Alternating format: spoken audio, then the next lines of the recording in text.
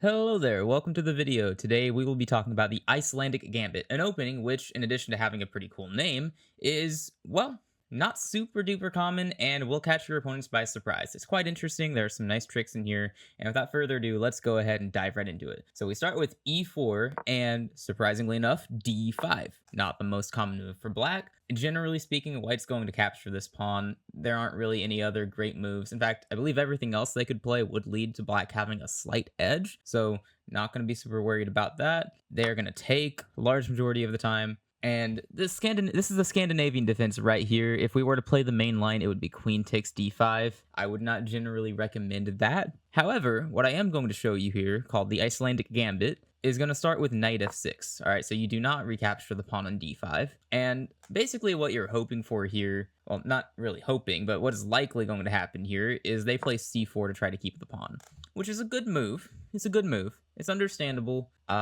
Anyone who sees this for the first time as white is very likely going to play c4, and you can't blame them. Of course, they're going to keep the extra pawn. I mean, you know what you're going to do? You're going to play e6 right here. Quite an interesting move here. You're saying you're going to let them take, and most people will take. And by the way, if they don't take, let's say they go for something like knight c3, for example, you would be okay just taking now. They're going to take, you're going to take, they're going to take, and then you take, and you have your queen in the center of the board, easily controlling a lot of space, and they can't really do anything about that. So if they do it this way, I don't think you're going to have a problem. Now, supposing we go back here and they do take, as many people will, you are going to take with your bishop. So basically what's happened here is you have given up a pawn in exchange for having a speedy development. So you've got two pieces developed so far. White has 0, but you are down a pawn. So you have compensation for it, and we are going to get some tricky stuff here. All right, so most common move for white, most likely to be played, is d4, which makes a lot of sense. Put a second pawn in the center, take up some space, you know, open up the bishop too. However, this is the first inaccuracy for white. We're going to follow up with bishop b4 check, and notice that we're building our developmental lead. We have 3 pieces out, they have 0. All right, now this is where it can get interesting. This is why we want to play this gambit. They're going to have a hard time blocking this check. I'll get rid of the obvious option first. They're not going queen d2. If they do, say thank you and capture their queen. If they play king e2, I can't imagine who would unless they're just kind of joking around. You know, delayed Bonclad, I suppose. You're going to take the pawn with check, and their king is, well, looking kind of rough there, running into the middle of the board. Now, with the real options here, there's knight c3, knight d2, and bishop d2. There's a bit of a debate as to which of those 3 moves is best. I'll get rid of the lesser 2 options first, in terms of popularity at least. There's bishop d2.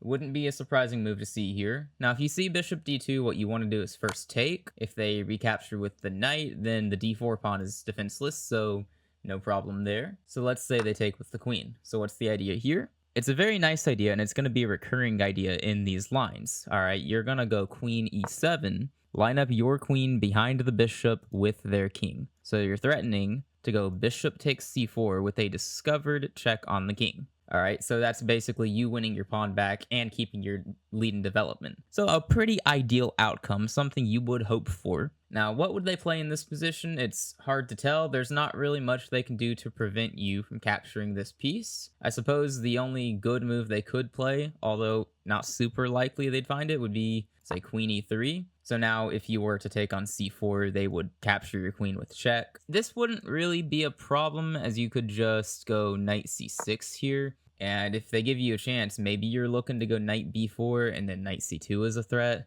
You've also got knight g4 to attack their queen soon. You have a 3-piece lead in development in exchange for them having a pawn. So this must be pretty nice, right? And chances are they're going to play d5 here because, you know, they see a fork, they're going to go for it. You could play knight b4 right away. If they take the bishop, you have knight c2 check, winning the king. Or sorry, not winning the king. Checking the king and winning the queen. Unfortunately, you can't just win the king. You have to checkmate the king. In this position, they would likely play something like knight a3, and then you go knight g4, and they've got to move their queen. Let's say they have to stay in the e-file too, because remember, you have your queen lined up with their king. So if they play a move like queen g3, you're moving your bishop and you're checking the king. So we'll say they go queen e4, that feels likely, and now play here. And if they decide to take your bishop, this is looking kind of scary for them, isn't it? Castle queenside with check. Oh my. Yeah, this is really, really rough here. You're technically down material, but you're also going to be checkmating them pretty quickly. I mean, what are they supposed to do here? They could block the check and you capture. If they capture with their queen, you win a queen, so that works. Let's see. If they move their king, where's the checkmate? I'm sure you'd love to see it. You go queen d2 check. They have to go king b1, and then you just go queen d1, and that's the checkmate. So very nice here on move 15. Still down material, technically. That's a very nice way to win the game.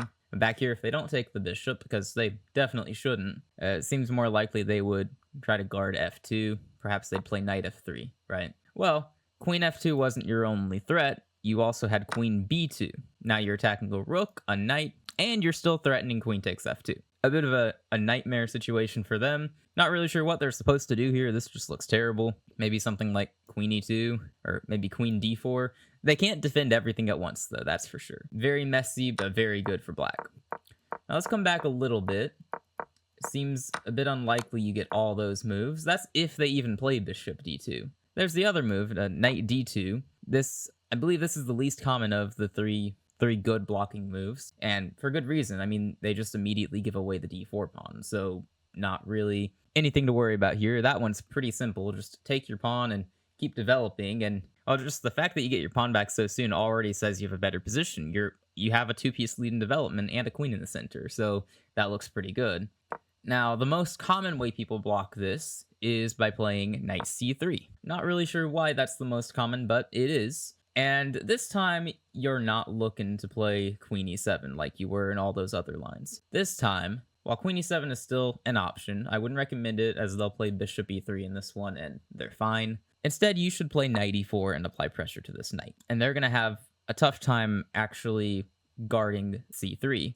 Right, you're threatening to just take, and you're getting your pawn back and an attack, so they probably aren't just going to let you take it, they're going to defend. And let's see, what could they possibly do here? They have a few different options. We're going to look at each of them real quick, or at least all the good ones. So there is bishop d2. That may be the most predictable of all the options. However, after queen takes d4, we're looking pretty good here. Mate in one threat that they're probably not going to miss, but we can dream on. Chances are they'll take, and you're going to take, and then they're going to have to block this check. No telling how they block it, but the fact you have a lead in development already helps. The c4 pawn is hanging as well. So you're probably looking to just trade on d2, take on c4, and you're doing pretty well. Maybe just develop and bring a rook to d8, or even castle queenside. There's a lot of play here. There's a lot of play. And the material's even with you having a lead in development. So bishop d2, pretty bad move. Let's say they go knight e2.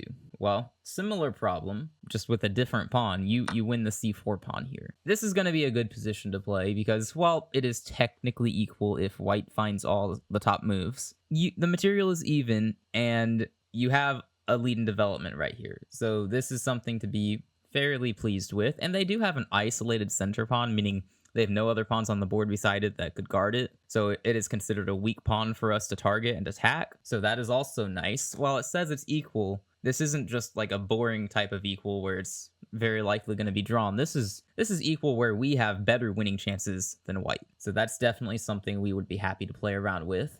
Let's see. Some people could play queen a4, by the way. This is not something to fear, although initially it looks concerning with it being a check on your king and attack on the bishop. You just go knight c6 to block the check and guard the bishop. So of course, if they take, you take back and say thanks. So not a problem. They don't really have a good move here. This pawn is hanging. You're still attacking the knight. Kind of a mess, really. So we go back a little bit. They could play queen c2. We're not really worried about that. You're just going to take the free pawn on d4. Maybe trade some stuff off on c3 next. You're happy with that.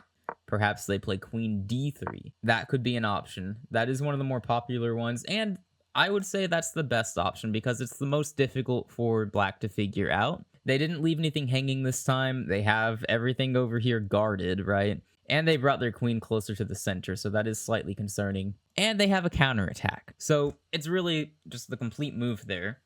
So if you don't find the best move, this is good for white. Well, it's a good thing I'm about to tell you the best move then. You need to play bishop f5.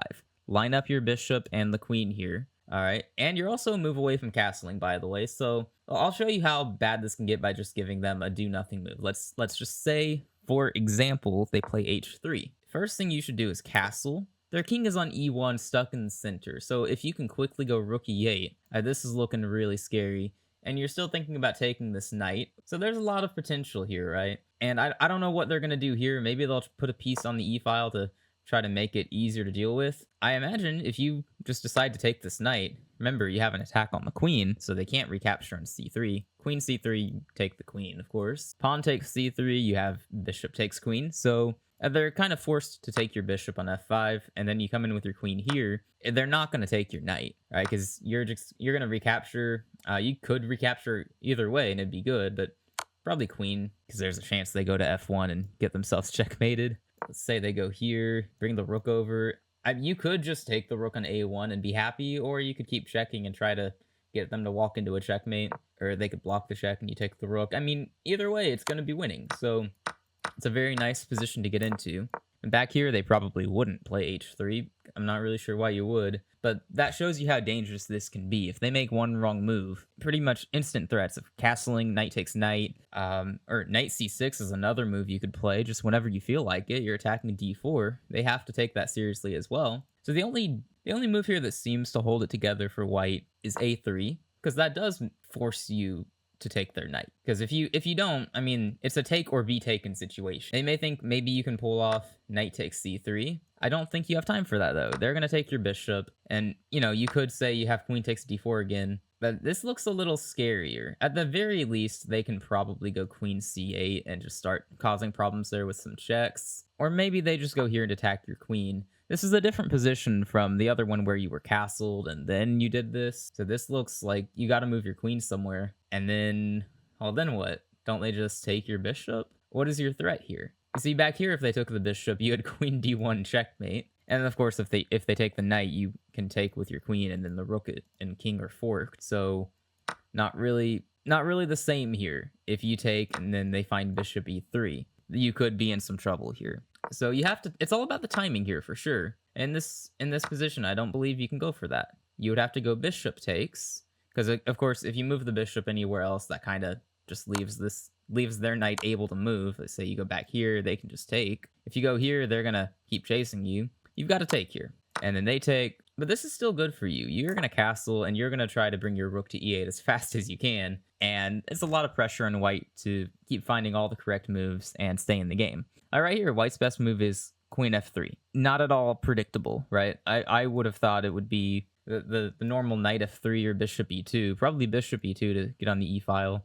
But they're going to have some problems in this line, for sure. Go rook e8 anyway, perhaps. And if they try to go knight f3 and stay in it, oh, you have knight g3 here. Discovered attack on the queen, and also a discovered attack on the bishop on e2. Not to mention the rook on h1 is also hanging back there, so kind of a rough situation to be in. If they try to save the queen, then, I mean, where do they even go? Right, d2 and d1 are the only squares, and they still end up kind of stuck. If they go to d2, you take, and you're losing the queen. If they go to d1, then you take, and you're losing the queen. So, not really a way to save your queen in this position. It's just rough all around. So, that is a very, very nice position to get into. Now, let's go back just a little bit. I don't believe there are really any other ways for them to counter this, for them to defend the knight. Basically, however they play it, you're going to have a response, and they're going to have to play perfectly to stay in the game. And that is definitely a position where you want to play black in this scenario. So we do want to go back a little bit further, because there is another part of this that we need to address. You know, not everyone's going to play c4 back here, right? Unfortunately. You know, if they did play c4 here, then now you know what to do, and you're going to get a pretty solid position.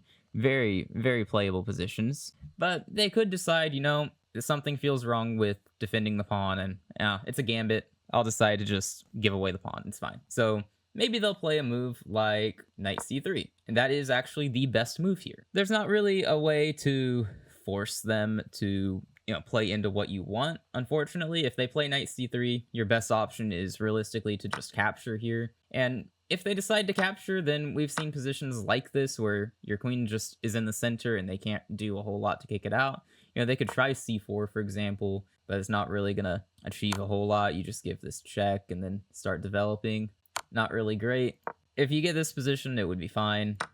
Of course, back here, maybe they don't take it all and they just go d4. I don't think this is anything terrible either, though. You can develop and be okay. Or maybe you just take, You could go for a fianchettoed bishop setup over here, get some play on these pawns, go c5 and attack, castle. This would be a playable position too.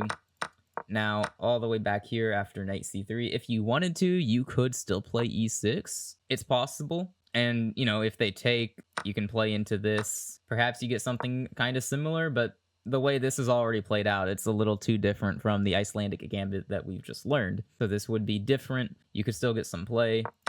All in all, though, if they play knight c3, I would suggest you simply capture on d5 and play into... If you play into this, this is a pretty nice position to have. If they don't take and they do something common like d4, then you take, double up their pawns, play g6. We'll say they go knight f3, you go bishop g7, they go here. We'll say you go ahead and get castled, they castle, you go c5. Basically, your bishop ends up being just totally dominant on this diagonal, and you have a lot of pressure on their center. You can bring your knight to c6 next, pretty much no matter what they do. Your bishop could be coming to g4, applying pressure to the knight, and this is also going to be a nice position to play. So, sadly, back here, they can avoid playing into the Icelandic Gambit if they choose to. Most people are going to play into it, though, with c4, and then you get to go e6. And they could change their mind here and decide, you know what, let you take the pawn. They could do that. And like we said, now if they go knight c3, for example, you do just take... Oh, sorry, they're not going c5. Takes, and then takes. Probably they're going to take here. Of course, they could also turn it into something similar. And, I mean, this is fine. This is an isolated center pawn, so that's going to be something for you to attack later. And you have bishop b4 to target this knight. So, even if they don't play into the exact Icelandic Gambit positions that you're hoping for, back here, where they take and you go bishop takes and you get some play. Even if they don't play into that, you can still get a pretty good position. So that is definitely good to know. So there you go. That is the Icelandic Gambit. Congratulations on learning how to play it. By the way, if you're interested in learning how to play the Kali system, then click the video somewhere here on the screen and you can go learn about that. So there you go.